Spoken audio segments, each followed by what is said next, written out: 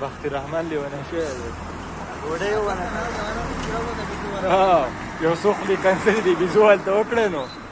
چاته ولاړ وایي چې د لوغړنې چرګې زامنه تاسو په روټ کې روان دي ما ته نه یخ کار دی که نو ابوبکر چې ووایي خو به ټایم پورې ولاړو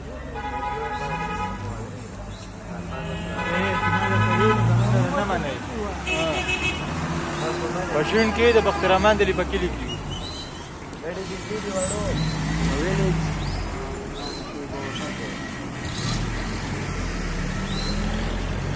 یو دې سیټ ټکر